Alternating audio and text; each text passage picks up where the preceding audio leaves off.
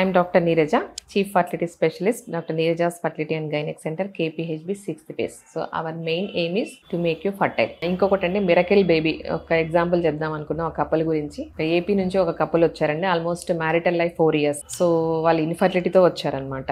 మనం మామూలుగా పేషెంట్స్ కి అందరికి మనం ఎగ్జామిన్ చేసినట్టు టెస్ట్లు చేసాము, స్కానింగ్ చేసాము. సో ఫీమేల్ అంతా అసెస్ చేస్తాం. సో ఫీమేల్ ఆల్మోస్ట్ 28 years అనుకుంటాను. సో మేల్ 31 years అనమాట. సో ఫీమేల్స్ లో ఏం ప్రాబ్లం ఏం లేదు. సో AMH కొంచెం తక్కువ ఉంది, ఆల్మోస్ట్ 1.8 అట్లా ఉందన్నమాట. ఎగ్ కౌంట్ తక్కువ ఉంది, ఆల్మోస్ట్ పర్ ఓవరీ 4-5x ఉన్నాయన్నమాట. సో మేల్ ని ఎగ్జామిన్ చేద్దాం, సెమన్ అనాలిసిస్ అడ్వైస్ చేద్దాం అంటే అప్పుడు వాళ్ళు బయటపడ్డారు, మేడం సెమన్ ఇవ్వడం కష్టం అవుతుంది, సో అతనికి కొంచెం యాంగ్షియస్, సో సెమన్ బయట ఇవ్వలేడు, బట్ ఇంటర్ కోర్స్ అప్పుడు కొంచెము సెమన్ వాల్యూమ్ అయితే వస్తుంది అండ్ లీక్ అయ్యేంత రాదు. మామూలుగా మనం semen volume normal 2 to 5 ml అనమాట, జస్ట్ మినిమల్ ఉంటది మేడం. అంటే మనం ఇప్పుడు టెస్ట్ చేయాలన్నా ఎలా చేయాలి?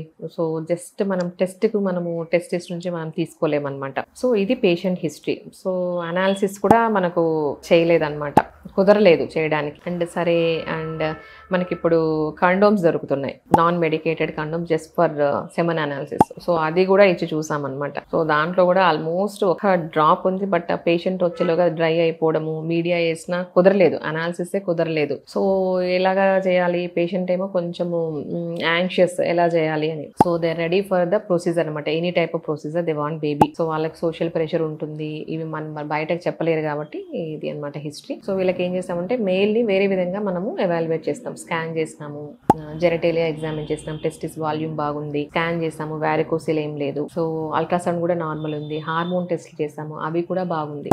సో పేషెంట్ కౌన్సిలింగ్ ఇచ్చేస్తాము అండ్ సిల్డనాఫిల్ టాబ్లెట్స్ అన్ని రకాలుగా ఇచ్చి చూసామన్నమాట. సో శాంపుల్ అతను ఇవ్వలేకపోతున్నాడు. సో వీళ్ళకు ఇవన్నీ బాగున్నాయి కాబట్టి సో మేబీ టెస్టిక్యులర్ ఆస్పిరేట్ చేసినా, ఒకవేళ బాప్సీ చేసినా స్పర్మ్స్ వస్తాయని ఒక కాన్ఫిడెన్స్ డైరెక్ట్ గా పేషెంట్ మనం IVF పోస్ట్ చేస్తాము. సో ఆల్మోస్ట్ IVF అయింది, ఆల్మోస్ట్ 8 eggs రిట్రైవ్ చేస్తామన్నమాట. సో IVF పికప్ తర్వాత మనం పేషెంట్ కి టీజా టెస్టిక్యులర్ ఆస్పిరేషన్ ప్లాన్ చేస్తామన్నమాట. సో మనము ఫస్ట్ ఆస్పిరేట్, సెకండ్ ఆస్పిరేట్ లో సఫిషియెంట్ స్పర్మ్స్ వచ్చాయి, ఇక్సీ చేస్తాం. ఇక్సీ చేసిన తర్వాత ఆల్మోస్ట్ మనకు 8 eggs లో 4 day 5 embryos ఫామ్ అయినాయి. సో మనం ఇది 2 sets గా స్టోర్ చేస్తాం. సో 2 sets 2 stars లో స్టోర్ చేస్తాం అనమాట. సో జనరల్ గా మా సెంటర్లో ఏమంటే ఫ్రెష్ ట్రాన్స్ఫర్ చేయట్లేదు, ఎందుకంటే మనకు ఫ్రోజన్ ట్రాన్స్ఫర్ ఆల్రెడీ ప్రూవ్డ్, మనకి సక్సెస్ 5 to 10% ఎక్కువ సక్సెస్ ఉంది కాబట్టి. సో సేమ్ ఈ పేషెంట్ కూడా మనం ఫ్రోజన్ FET ప్లాన్ చేస్తాం, frozen embryo transfer next month plan చేద్దామని చెప్పాం అన్నమాట కౌన్సిలింగ్. సో మళ్ళీ next month same endometrium preparation almost 12 days 13 days అయింది, ప్రొజెస్ట్రోన్స్ ఇంజెక్షన్ స్టార్ట్ చేస్తాం. ఫస్ట్ ఎంబ్రియో ట్రాన్స్ఫర్ తర్వాత మళ్ళీ 2 weeks beta HCG negative. So patient మళ్ళీ డల్ అయిపోయారనమాట, ఫస్ట్ FET ఫెయిల్ అయింది, మళ్ళీ ఏం చేయాలి, ఇంత ప్రొసీజర్ వెళ్ళాలి అని. సో మళ్ళీ సెకండ్ FET ప్లాన్ చేస్తాం. Second FET beta HCG positive. So they are very very happy.